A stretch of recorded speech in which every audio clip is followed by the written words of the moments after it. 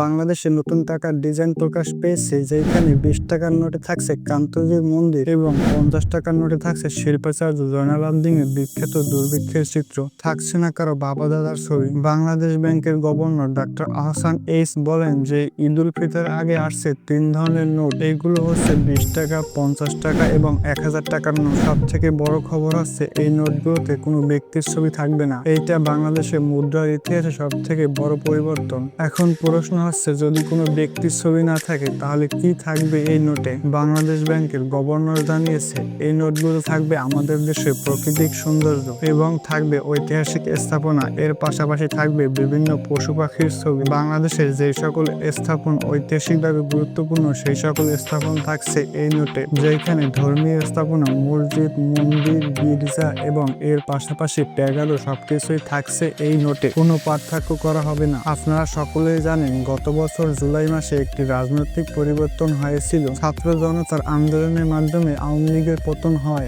আর বাংলাদেশে গঠিত হয় অন্তর্বর্তী সরকার। আর এরপর থেকে শুরু হয় আসলে নতুন টাকার নোট নিয়ে আলোচনা। কারণ এতদিন আমাদের টাকায় শেখ মুজিবুর রহমানের ছবি ছিল।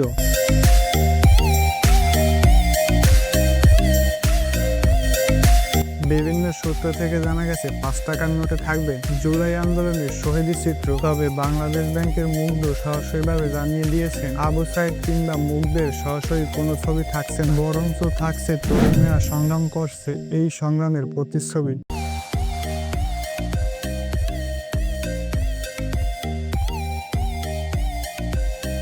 10 টাকার নোটে থাকছে তারুণ্যের ঐক্যের প্রতীক এবং অপর পাশে থাকছে আমাদের জাতীয় মসজিদ বাইতুল মুকাররম। 20 টাকার নোটে স্থান পাবে কান্তজির মন্দির এবং অপর পাশে থাকবে বৌদ্ধ মন্দিরের চিত্র।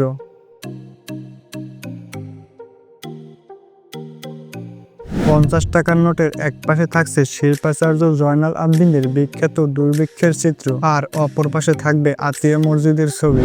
100 টাকার নোটে থাকছে আমাদের গর্ব সুন্দরবনের রয়্যাল বেঙ্গল টাইগার এবং অপর পাশে থাকছে চিত্রা হরিণ এর ছবি। 200 টাকার নোটে থাকবে ধর্মীয় বৈচিত্র্যের প্রতীক হিসেবে মসজিদ, মন্দির, গির্জা এবং প্যাগাডোর ছবি। 500 টাকার নোটে থাকবে ঐতিহাসিক আহসান মঞ্জিলের ছবি আর 1000 টাকার নোটে থাকবে বঙ্গভবন এবং জাতীয় স্মৃতিসৌধের ছবি।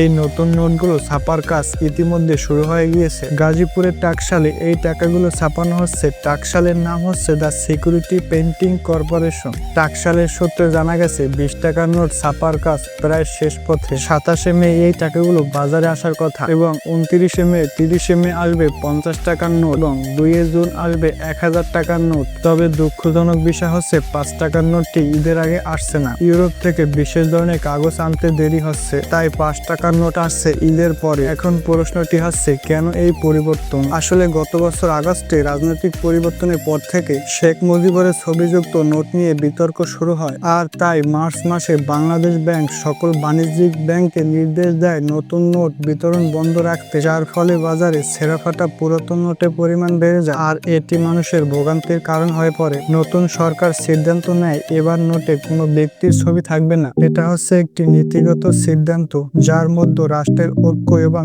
সবাইকে অন্তর্ভুক্ত করার চেষ্টা করা হয়েছে। এই নতুন নোটে থাকবে আমাদের দেশের প্রকৃতি, ঐতিহ্য এবং সংস্কৃতি এবং তরুণের সংগ্রামের প্রতীক। বন্ধুরা, নতুন নোটের নকশা তৈরি করতে 1 থেকে 1.5 বছর সময় লেগে যায়, কিন্তু এবছর মাত্র কয়েক মাসের ভিতরে সেটা সম্ভব হয়েছে। তবে টাকশালের সীমাবদ্ধতার কারণে একসাথে 3টি নোটের বেশি ছাপানো সম্ভব নয়। প্রথম ধাপে শুধুমাত্র 20 টাকা, 50 টাকা এবং 1000 টাকার নোট আসবে। পরবর্তীতে অন্যান্য নোটগুলো বাজারে আসবে। এই নোটগুলো শুধুমাত্র অর্থনৈতিক লেনদেনের মাধ্যম নয়, বরঞ্চ এগুলো হবে আমাদের নতুন বাংলাদেশের প্রতীক। এইখানে মিশে থাকবে আমাদের অতীতের গৌরব এবং বর্তমানের চ্যালেঞ্জ এবং ভবিষ্যতের সম্ভাবনা। আমাদের মনে রাখতে হবে, বাংলাদেশের স্বাধীনতার পর 1971 সালে 4 মার্চ প্রথম নিজস্ব মুদ্রা চালু করা হয়। সেই সময় থেকে আজ পর্যন্ত বিভিন্ন সময় বিভিন্ন নকশায় নোট এসেছে।